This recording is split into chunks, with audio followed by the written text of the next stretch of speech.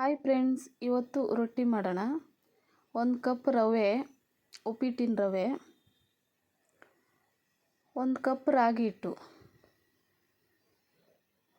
ಇದೆರಡನ್ನೂ ನೀರು ಹಾಕಿ ನೆನೆಸಿ ಇಡೋಣ ಒಂದು 10 ನಿಮಿಷ.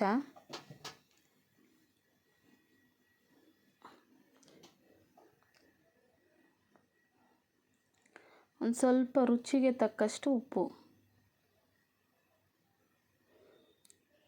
ಮಿಕ್ಸ್ ಮಾಡಿಬಿಟ್ಟು ಸೈಡ್ಗೆ ಇಡೋಣ 10 ನಿಮಿಷ.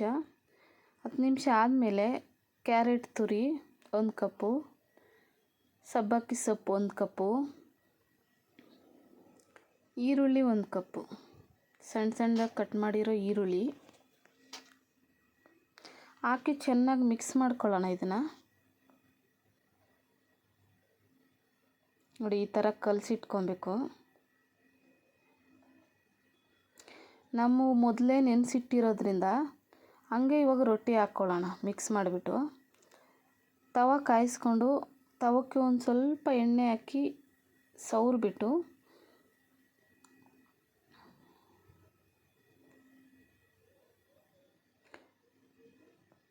ಕೈಯಲ್ಲಿ ಒಂದು ಉಂಡೆ ಟೈಪ್ ಎತ್ಕೊಂಡು ಈ ಥರ ತಟ್ಕೊಬೇಕು. ನೋಡಿ, ಮೇಲಿನ ಪದರ ನೀಟಾಗಿ ಒಂದು ಕಡೆಯಿಂದ ಸವರ್ಕೊಂಬಂದು ತೊಗೊಂಬಿಡ್ಬೇಕು. ತೆಳ್ಳಗೆ ಬರುತ್ತೆ ರೊಟ್ಟಿ. ಒಂದು ಸ್ವಲ್ಪ ಎಣ್ಣೆ ಹಾಕ್ಬಿಟ್ಟು ಮೇಲೆ ಈ ರೊಟ್ಟಿ ಆರೋಗ್ಯಕ್ಕೆ ಒಳ್ಳೆಯದು. ರಾಗಿ ಹಿಟ್ಟು ರವೆ ಎರಡೂ ಕಲಸಿರೋದ್ರಿಂದ ಟೇಸ್ಟ್ ಮಾತ್ರ ಸಖತ್ತಾಗಿರುತ್ತೆ. ಇದಕ್ಕೆ ಪುದೀನ ಚಟ್ನಿ,